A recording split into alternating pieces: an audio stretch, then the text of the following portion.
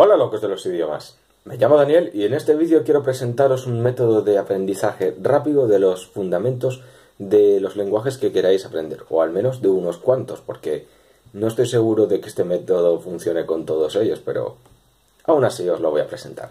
Este método se llama The Jimmy Mello Method o The Mello Method y consiste en una serie de pasos que hay que seguir aprendiendo una serie de palabras que se relacionan unas con otras de forma que cada vez se dicen cosas más largas, con más sentido, frases y luego oraciones, pasando por diferentes etapas. Y he tomado notas de un vídeo de la Polyglot Gathering 2015 de Jimmy Mello para que intentéis aplicarlo a vuestro antojo si queréis. Y bueno, este método no usa pizarra. No va de forma escrita, aquí va todo de oído y dicho. No se usa para nada la gramática. Y bueno, se empieza con la palabra un o una, de modo que ya se puede nombrar una cosa en masculino o femenino, al menos. Y se dan unos cuantos ejemplos, como por ejemplo un lápiz, una silla, un libro, es lo que ejemplificaba Jimmy Mello en su vídeo. Después tenemos la forma más básica del verbo ser. Esto es, bueno, un lápiz, por ejemplo, es un lápiz. Después sumaba el esto, el demostrativo. Esto es un lápiz. De modo que ya se tenía una pequeña oración. Y después teníamos la afirmación junto con la negación, tanto aislada como en la conjugación verbal. Sí, esto es un lápiz. Después empezaba con la pregunta, ¿qué es esto?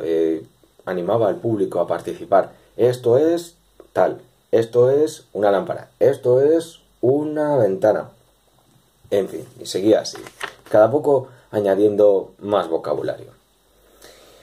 Después daba la posibilidad de contestar no, pero es esto. Es decir, animaba al público a corregir lo que él había dicho mal. Esto, por ejemplo, esto es un bol, no, pero esto es un lápiz. Después venía el artículo definido, el o la, para definir una entidad en concreto. Después diferenciaba entre los verbos ser y estar, dado que lo aplicaba desde el portugués, o al menos el portugués brasileño. Después empezaba con los adjetivos básicos en los que usaba esto es muy algo. Esta tapa es muy azul, por ejemplo. O este lápiz es muy sólido o duro. Adjetivos fáciles, básicos. Después empezaba con los pronombres personales. Yo, tú, él, ella, siempre en singular. Ya más adelante pasaría a los plurales, pero no tenía prisa para ello. Volvía a añadir más vocabulario, esta vez enfocado a personas con género, como por ejemplo profesiones en las que se declinaba, por ejemplo, doctor, doctora. Después practicaba todo lo anterior, animaba a la clase a continuamente estar diciendo cosas, lo que fuese, corrigiéndose, haciendo preguntas, ¿qué es esto? En fin. Seguía con los adjetivos más la declinación, diferenciando los sufijos en cuanto a cómo se diferenciaban el masculino y el femenino.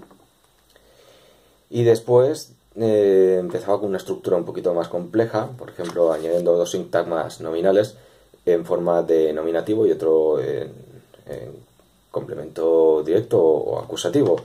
El lápiz es el no sé qué, cualquier cosa. Una cosa más las categorías de vocabulario para practicar ejemplos. Por ejemplo, el lápiz es una herramienta, el martillo es una herramienta. Tenía vocabulario específico y después categorías para eso. Después empezaba a presentar vocabulario de animales. Después animaba al público o a la clase a diferenciar los géneros de las palabras, a indicarlos según lo que se había visto antes de cómo se diferenciaban por los sufijos. Por ejemplo, el lápiz es una palabra masculina, la ventana es una palabra femenina, y así más.